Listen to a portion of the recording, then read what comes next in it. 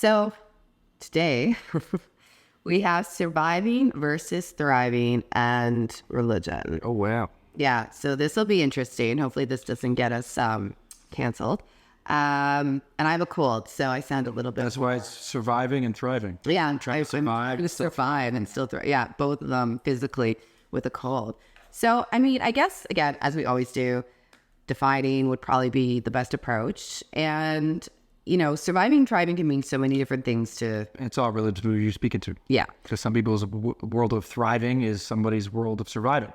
It can be, right? Person. Yeah, and that definition is based, again, on how you were raised and the things you've experienced in your life to really define whether you're surviving and thriving. And I didn't even know that... I had never distinguished the two until one day working, you know, doing that self-work, working with my coach and seeing that, hey, wait a second, I'm in a survival mindset.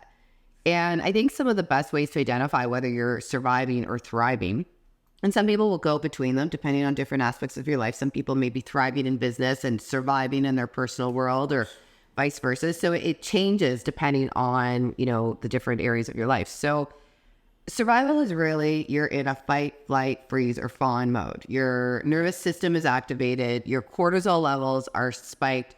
Most people who are in survival mode are not well.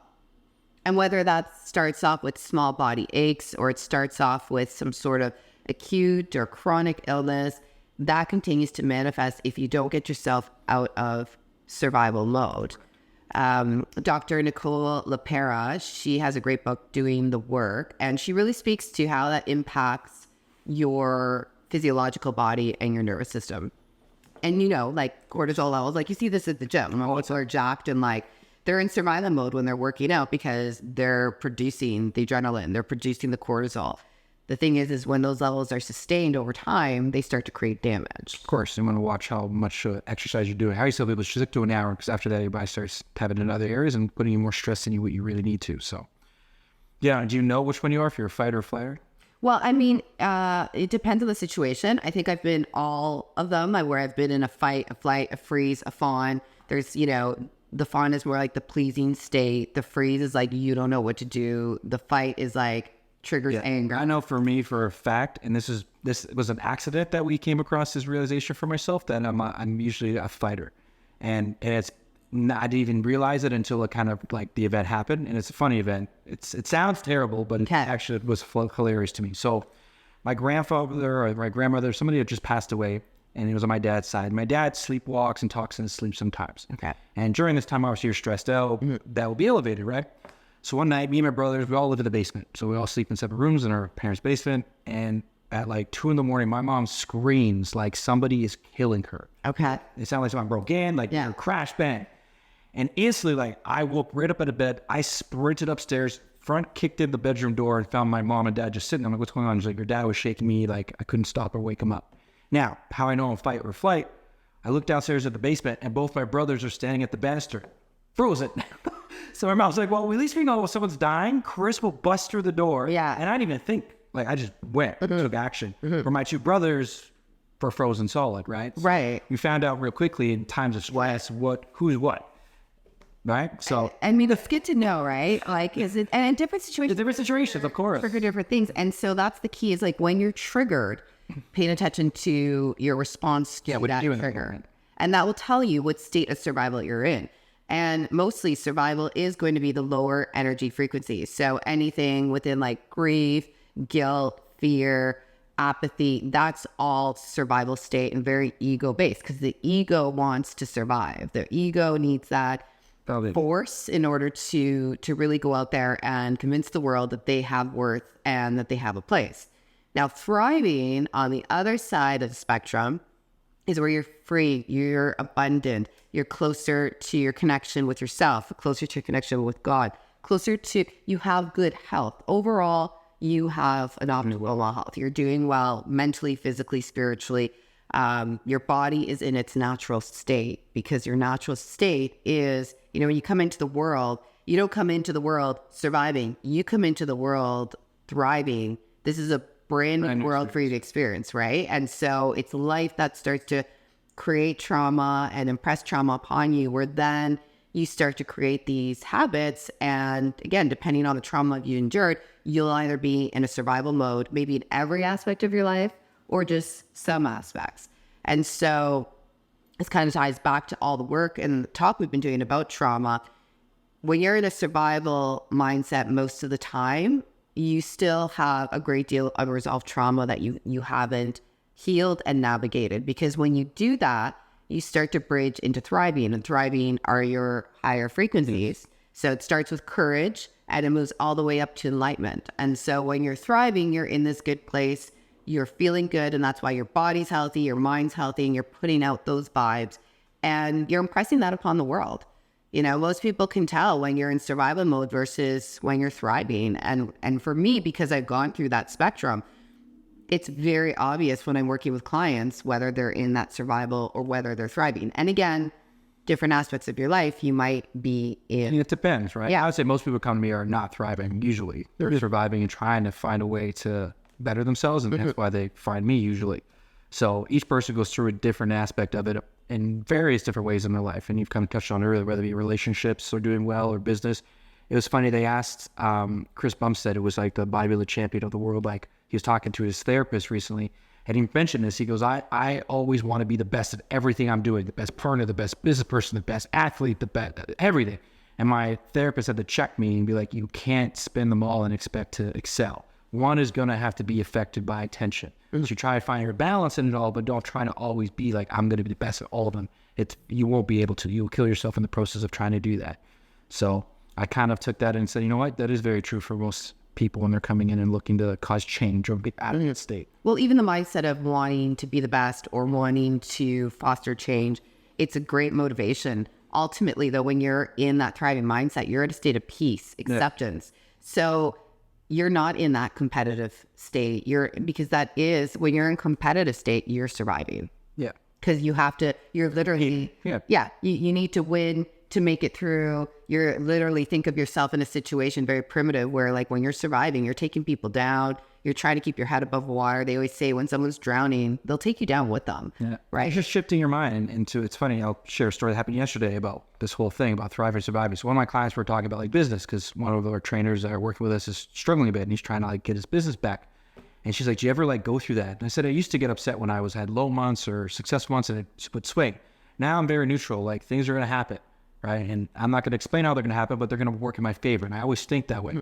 So I was talking about this client that I used to work with back in Oakville. And I was talking with a specific client.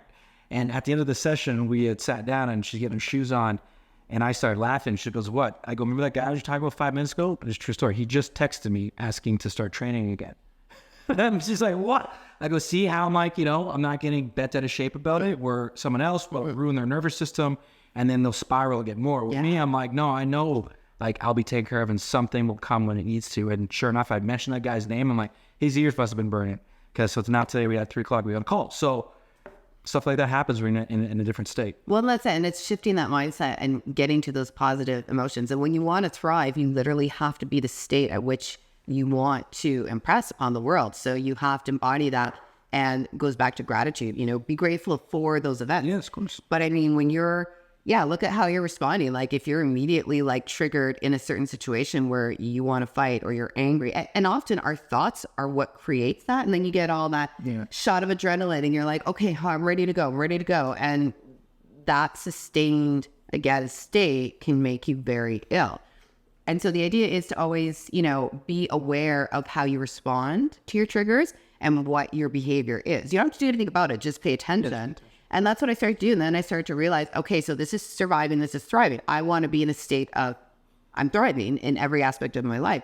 So how do I get there? Well, you have to feel the pain and feel the trauma so that you can navigate through that storm and make it to that beautiful place of thriving.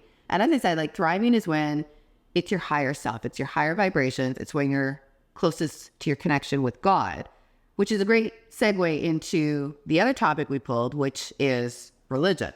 So again, this is going to be a little interesting, a little touchy subject.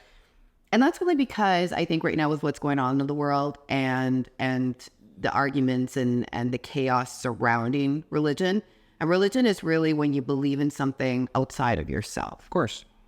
So it's putting all your faith, all your belief systems in something. And I was raised Roman Catholic, I'm Italian. Yep. So I've read the Bible, I've read the New Testament, I've read parts of the Old Testament. I've also read parts of the Quran and the Book of Enoch, because for me, it's just getting a better understanding and appreciation of what other people's belief systems are, and better understanding as, where we are as humans, how we got here.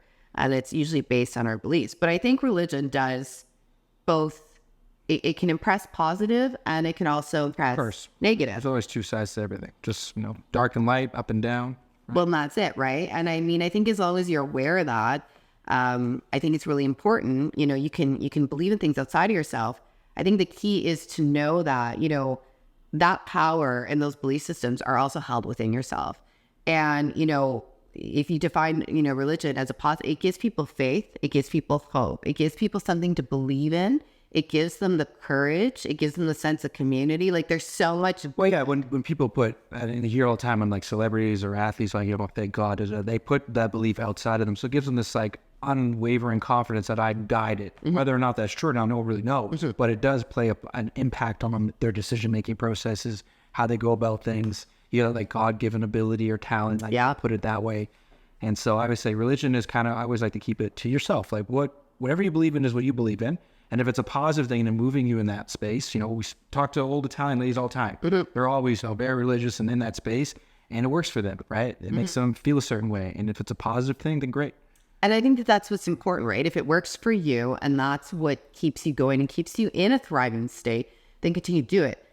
I would say, my experience with religion is, and in the literature that I've read, is that, again, that's a bonus. And the most valuable thing in every piece of literature I've ever read always speaks to the fact that you are made in the likeness of God. Therefore, you have all those abilities that you put outside of yourself into this entity or this being outside of yourself. And so sometimes religion can disempower people because it takes the power outside of you and says, this is what will guide you, or, believe in this and this will be the light. You are the light. And so, you can be religious and be spiritual and be thriving and have an awareness of all this. It doesn't mean you have to have one or the other.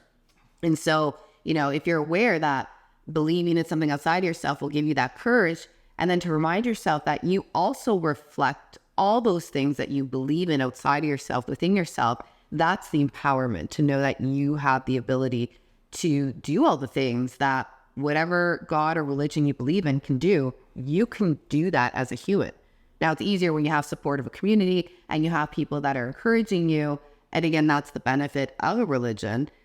When you go within yourself, you are doing that in a wholesome way within yourself independently, and you can do it.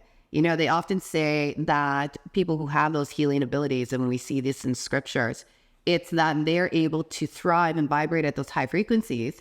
And in doing so, they emit those frequencies. And if you're in their presence and you also are resonating at that same frequency, you can be healed because you're resonating and you connect. Sure, people have it. Like, I get told all the time when like women and guys around me in my profession, it's like, Chris, and this is like one person said, there's like multiple. They're like, I feel like a very safe space around you, and I can just tell you anything, and I always feel better after that.